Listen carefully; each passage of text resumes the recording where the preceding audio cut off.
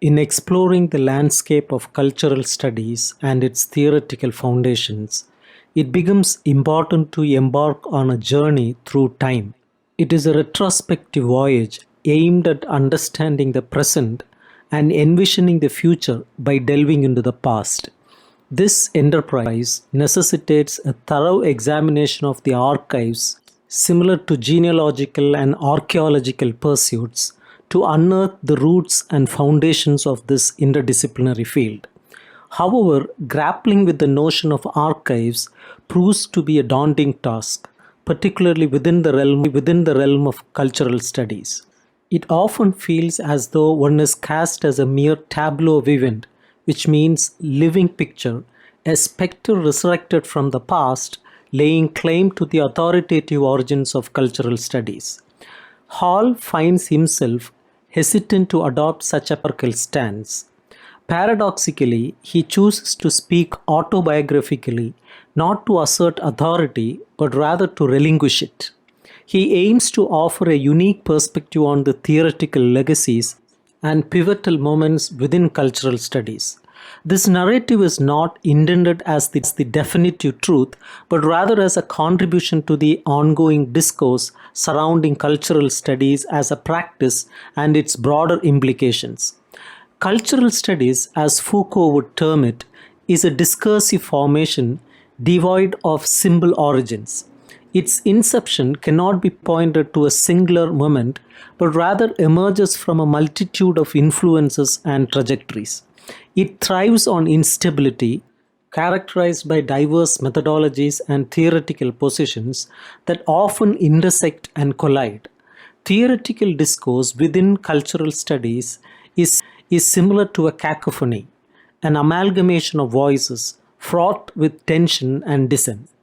While cultural studies resist the confines of policed disciplinary framework, it is not an indiscriminate free-for-all. It embodies a sense of purpose, a commitment to search. There exists a delicate balance between openness to new perspectives and the assertion of distinct positions within the field. This tension underscores the dialogic nature of cultural studies, which is an ongoing negotiation between plurality and conviction. Cultural studies Cultural studies is not merely an academic pursuit, but a political endeavor, one that necessitates active engagement and critical reflection.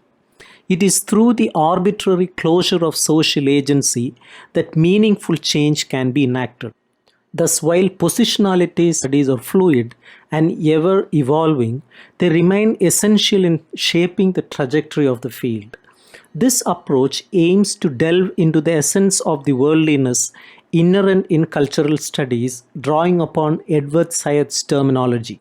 Rather than focusing on the secular implications of worldliness, the emphasis here lies on the gritty, down-to-earth nature of cultural studies. It seeks to shift the discourse away from the pristine realms of meaning, textuality, and theory towards a more grounded examination of the underlying complexities. One under scrutiny is the historical moment when British cultural studies took on the mantle of a Marxist critical practice. What exactly does it signify to label cultural studies as Marxist at that juncture? How do we contextualize cultural studies within this framework? And what implications does it hold for the theoretical legacies and ongoing influences of Marxism within the field? Hall's own entry into cultural studies stemmed from the New Left, a movement that regarded Marxism not as a solution, but as a source of challenge, risk, and potential danger. This perspective was shaped by historical circumstances similar to the present moment, a period marked by the unraveling of certain strands of Marxism. The British New Left of 1956 emerged amidst the political project, setting the stage for a critical engagement with Marxism. From its inception, the relationship between British cultural studies and Marxism was fraught with tensions and contradictions. Rather than a seamless integration, there existed profound inadequacies, silences, and evasions within Marxist thought that demanded interrogation. These deficiencies encompassed issues such as culture, ideology, language, and symbolism, domains that Marxism struggled to address effectively due to its orthodoxy, feminism, and reductionism. The encounter between British cultural studies and Marxism thus unfolds as a confrontation with a problem. Rather than adoption of a coherent theoretical framework, it necessitated a sustained critique of Marxist reductionism and economism, particularly in relation to the base superstructure model and the concept of false consciousness. Moreover, it involved grappling with the Eurocentrism inherent in Marxist theory, which failed to account for the colonial dynamics shaping societies beyond Europe. In reimagining the nature of theoretical work, Hall proposes the metaphor of wrestling with angels, a struggle against entrenched ideologies and theoretical dogmas. The value of theory lies not in fluency, but in the resistance it provokes, the battles waged in its pursuit. Hall's own intellectual journey, marked by engagements with figures like Althusser, epitomizes this wrestling match with theoretical paradigms. At the Center for Contemporary Cultural Studies, this ethos of critical engagement extended to a comprehensive exploration of European thought, transcending simplistic categorization, independent path within cultural studies. The notion that Marxism and cultural studies seamlessly aligned, experiencing an immediate ideological synthesis at a foundational moment, is fundamentally flawed. The reality was far more complex and divergent from such a narrative. When British cultural studies eventually gravitated towards Marxism in the 1970s, it was not a simple embrace, but rather a struggle against and within the constraints and limitations of Marxist thought. This engagement was not just a formal theoretical exercise, but a genuine grappling with the inherent challenge resolved issues within Marxism. Hall's personal journey into Marxism was shaped by historical circumstances marked by the collapse of certain Marxist projects, leading to a critical examination of its deficiencies and evasions. His eventual exploration of Gramsci's work stemmed from the need to confront the limitations of Marxist theory and address questions that it could not adequately answer. Gramsci's insights into culture, historical specificity, hegemony, and class relations provided invaluable perspectives that enriched cultural studies, fundamentally reshaping its theory. However, Gramsci's influence on cultural studies was not just about incorporating his ideas into existing frameworks. It involved a radical displacement of certain Marxist inheritances. This displacement remains poorly understood, especially as we transition into the era of post-Marxism. Despite this, Gramsci's work also underscored the need for cultural studies to reflect on its institutional position and intellectual practice. Gramsci's concept of the organic intellectual resonated deeply with the aspirations of cultural studies practitioners. While the notion of producing organic intellectuals lacked a concrete point of reference, it encapsulated the desire to engage with broader historical movements intellectually. This necessitated operating on two fronts simultaneously, advancing theoretical knowledge while also translating for broader societal dissemination. It's crucial to understand that this perspective is not anti-theoretical, but rather emphasizes the challenges of integrating theoretical work into a broader political practice. Living with the tension between theoretical rigor and political engagement is a central aspect of cultural studies' ongoing evolution. Moving beyond Marxism, cultural studies experienced interruptions and ruptures that reshaped its trajectory. These disruptions, often stemming from external influences, highlighted the dynamic and unpredictable nature of theoretical development within the field. Thus, the metaphor of theoretical work as interruption captures the ongoing process of re-evaluation and transformation inherent in cultural studies as intellectual journey. The history of the Center for Contemporary Cultural Studies saw significant interruptions, with two major breaks being particularly noteworthy: feminism and race. These interruptions were not mere inconveniences but profound ruptures that reshaped the field in concrete ways.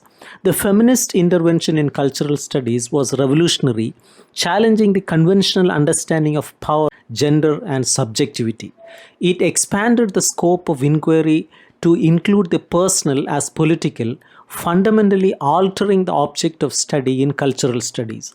Moreover, feminism exposed the gendered nature of power dynamics within the field itself, highlighting patriarchal resistance among well-intentioned scholars. Similarly, the incorporation of race into cultural studies was a protracted struggle marked by internal resistance and silence. Initiatives like Policing the Crisis and The Empire Strikes Back represented pivotal moments in addressing questions of race and racism within cultural studies. However, these efforts faced significant obstacles, reflecting the broader challenges confronting institutionalized power structures. Both feminism and race disrupted the settled path of cultural studies, prompting theoretical and practical re-evaluations. These provoked critical theoretical moments and insisted on the necessity of engaging with pressing social and political issues. However, these theoretical advances were not self-sufficient. They required ongoing engagement and negotiation with other intellectual and political concerns. The linguistic turn further complicated the theoretical landscape of cultural studies, emphasizing the discursive nature of culture and the limitations of language and textuality as analytical tools. While this shift led to significant theoretical gains, it also introduced new complexities and challenges requiring cultural studies to navigate the tension between textual analysis and broader socio-political engagement. Cultural studies must grapple with the inherent tension between theory and practice, recognizing that intellectual endeavors are inseparable from their socio-political context. The field's ability to maintain this tension is crucial for its continued relevance and efficacy in addressing pressing social issues such as the AIDS crisis. By analyzing the constitutive and political nature of representation, cultural studies can uncover the complexities of power dynamics and contribute to meaningful social change. The institutionalization of British and American cultural studies presents contrasting perspectives. While the rapid professionalization and institutionalization of cultural studies in the US might seem like progress, there are concerns about the potential dangers inherent in this process. Institutionalization can sometimes lead to a formalization that diminishes the critical engagement with power dynamics, history, and politics. The theoretical fluency of American cultural studies, while impressive, raises questions about whether the overwhelming focus on language and textuality might overshadow material realities of power and politics. This risk of reducing power and politics to mere linguistic constructs poses a significant challenge for the field. The distinction between intellectual work and academic work is crucial. While they are interconnected, they are not synonymous. Intellectual work involves critical reflection and engagement with pressing social and political issues, aiming to produce organic intellectual. Political work, rather than conforming to institutional norms and meta-narratives of knowledge. Theory and politics are intertwined, with theory serving as contested and localized knowledge that should be debated dialogically. However, theory should also be mindful of its potential impact on the world and strive for intellectual modesty. In conclusion, cultural studies must navigate the tension between theory and practice, institutionalization, and critical engagement with power dynamics.